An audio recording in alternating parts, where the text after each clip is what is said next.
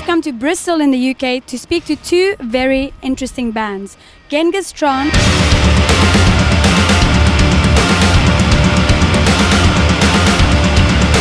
Nachtmystium.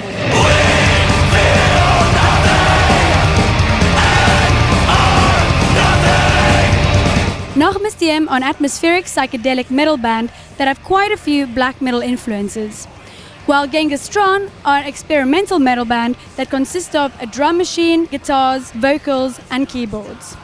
If you like anything from Burzum to the Dillinger Escape Plan, then stick around.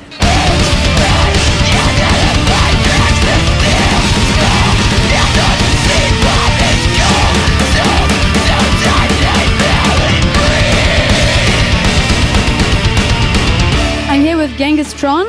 How are you guys doing? Good. Very good. Yeah, great. So I saw an interview with you on YouTube where you said that your main goal is to get a bus like Dillinger. How is your bus here? I think that was Mookie was making a joke, I think. No, it wasn't. I want a bus. We haven't gotten it yet, but we're working on it. Slowly but surely, we're working our way up there. So. That's pretty much why we started the band, I guess, yeah. To ride a bus. Do you want to drive the bus as well? No, I want to be driven on the bus. And what is this amazing bus like? What do you picture it like? Oh, man. Have you seen Spice World? It's like the bus in Spice World.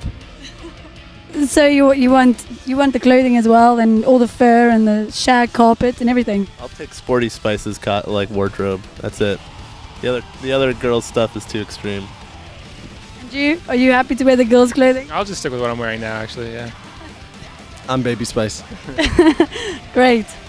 When you guys first started out, how long did it take you to develop the sound that you are doing currently? About 1 to 2 days, really. Because, yeah, we started and then we wrote songs like immediately, so it kind of started right away, yeah.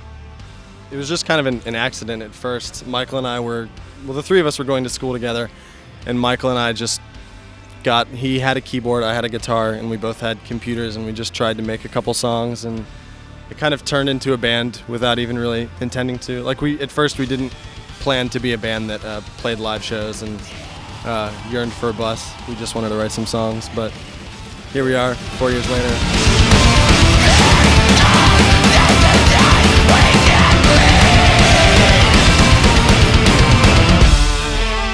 Tell us about your music. You guys don't have a drummer and you don't have a bass player.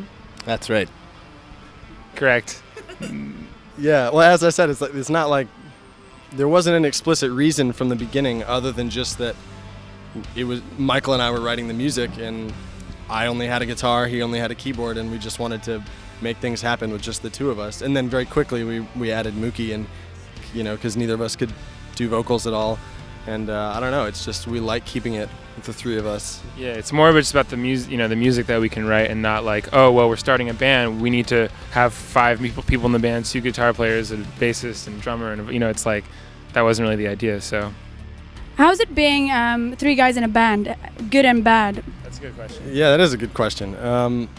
It's good because I don't know, the three of us get along very well, and we spend a whole lot of time together, and I think that just from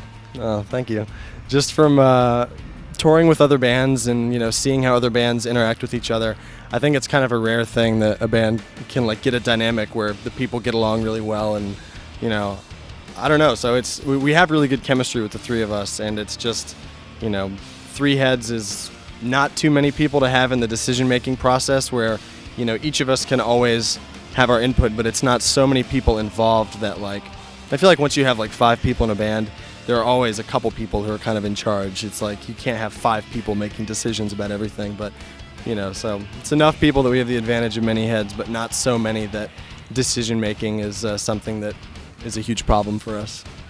Has experiences and life on the road changed the ways that you have written music from when you first started? I think our experiences on the road have influenced certain things that we've experienced on the road, like car crashes, have certainly influenced the things that we write music about in that sense. But I don't think we never write music so that it'll go over well live or anything. If we were doing that, then we'd have songs with breakdowns and a lot of garbage to get the crowd moving. The crowd doesn't really move at Genghis Tron show. They sort of stand there and stare, yeah. So. And what happened in the car crash that you told? Well, there are two. First one, we flipped our car and trailer in the middle of the New Mexico desert. That was like, 3 years ago?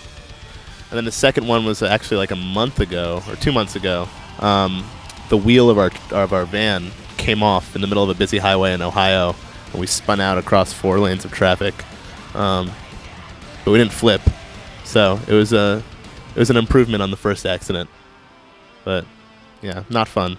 I don't suggest getting into car accidents. How do you keep yourselves going on a long tour so that you don't burn out? Like, do you drink a lot? Don't you drink? Lots of drugs. What drugs? Crystal meth. It's my drug of choice. Pretty much whatever we get our hands on. Solvent. And anything else? Do you drink water? Do you exercise? This guy right here loves water so much. He's always saying, Michael, do you know where the water is?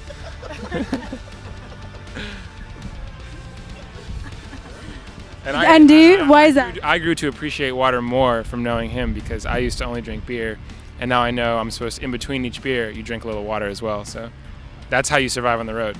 Switch off. I like water if it's in a bong. And do you really do that, or you like the water freak?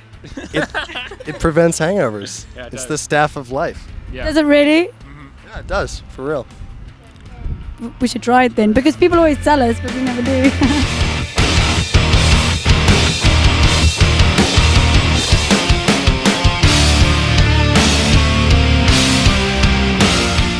How has your songwriting abilities changed since you first started? I think they've gotten a lot better. It seems to take us longer now because I feel like we're constantly striving to top ourselves and move forward, which is a hard thing to do. But I think they've gotten a lot better, and we have a clearer idea of the type of music we want to be making. So.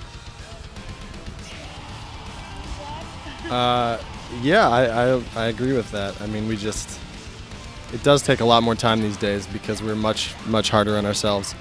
Our first EP took like 2 or 3 months to write. The next album maybe 7 or 8 months. The most recent album was like well over a year, and so it's probably going to be like 5 years rather before we have another album. But whatever. We'll see. If we don't kill each other, we're going to try to do another one. Tell us about some of the hurdles that Genghis Tron had to overcome to get to where you are today, besides car crashes. That's a big one. Car crashes. People think that because we don't have a drummer, we're not a real band, or that we can't pull stuff off live.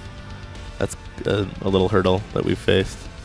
So one more question. What festivals are you going to be doing this summer? I'll let Hamilton answer this one.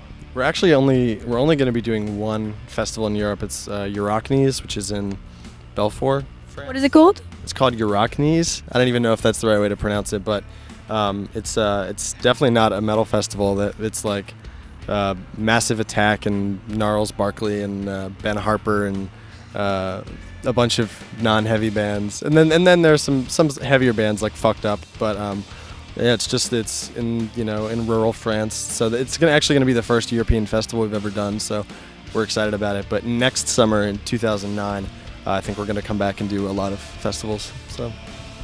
Okay, well, thanks very much, guys. It was a very interesting interview, and I hope there's no more car crashes for you in the future. And yeah, I look forward to seeing your show tonight.